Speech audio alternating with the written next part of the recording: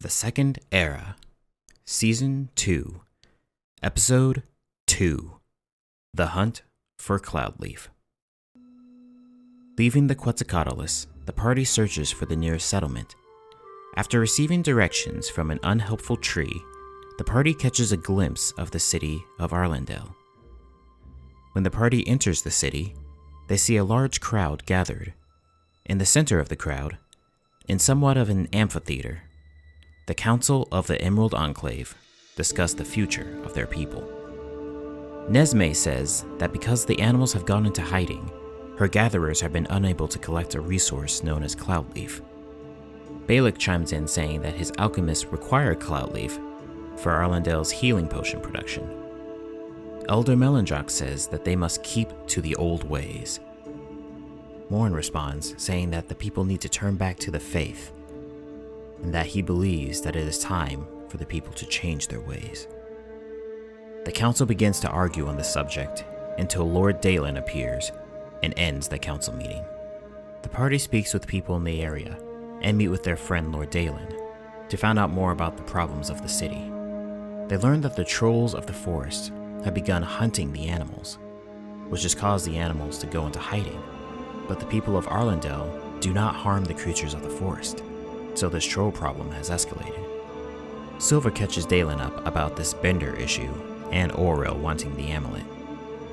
The amulet of the Emerald Enclave, an object of immense power that has been passed down through the generations of the Winterhound family, and now resides on Elder Melindrock, Dalen's father. With Silver still wanting to join the Emerald Enclave, Dalen reminds them that the council must vote on new members. He proposes that the party spend the next few days impressing members of the council before the vote is held.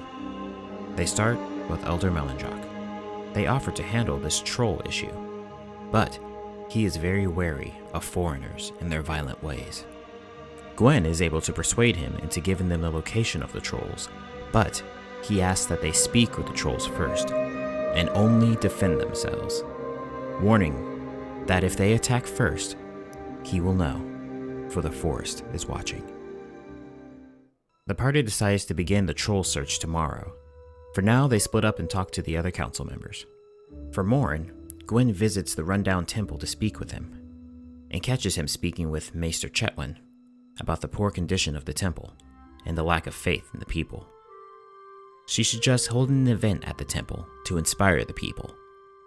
Morin suggests beginning repairs first. Gwen offers her assistance.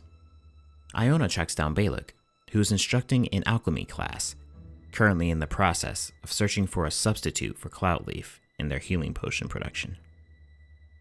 Having only made a healing potion once before, Iona is curious about their methods. She sits in on the class and learns that this recipe of potion making is designed for mass production on a scale far greater than this city could ever need, and that it could be easily altered into a poison. Silver and Isla track down Nesme and ask about the Cloudleaf gathering problem. She tells them that the gatherers of Arlandel typically charm animals into gathering the Cloudleaf for them because of the dangerous altitudes that it grows at. Silver and Isla offer to gather some for them in the meantime. Gwen begins walking through the city to look for helpers in rebuilding the temple. She quickly realizes that without her Elvish-speaking friends with her, communication is a bit of a problem. Thankfully, after a few attempts, she recalls a useful spell that she has, called Comprehend Languages. Shortly after enhancing herself with the spell, she spots a familiar kobold named Grix sweeping out a stable. She asks how he got there. He says that Dalen helped him escape the destruction of Castle Natar, and he's been here ever since. Gwen asks if he would like to join her instead. He drops the broom and follows along. After talking to a few more individuals trying to get more help for the temple, she decides to speed up the process. She sees a stage nearby. She confidently walks on over and begins her speech. Alright, I'm gonna step up on there and yell out to the crowd. Attention, citizens of the High Forest. The time is now. We must gather together and call on Elohim. The one who has always come through and given you comfort in your time of need will surely come through for you again. We need every able-bodied man and woman to go to the temple and help restore it. Though I'm not from here, I will be assisting as well. If everything goes according to schedule, in 3 days' time, we will have a gathering where we will all come together and call on our Savior. After rallying a crew of residents, Gwen and the helpers head back towards the temple. The rest of the party meets back together and decide to search for some Cloudleaf while Gwen is helping with the temple repairs. The party travels to a nearby mountain and begin the hike to the top, carefully using their rope to tie off at different intervals for safety. At one point, they have just a little further that they want to search, so Iona sends her cat up ahead. But unfortunately, the cat slips. Iona and Isla both reach out to grab it, but it slips through their fingers. Sorry, out of curiosity, is that like a summoned animal? Nope, just a regular cat. Oh man, that makes it so much worse.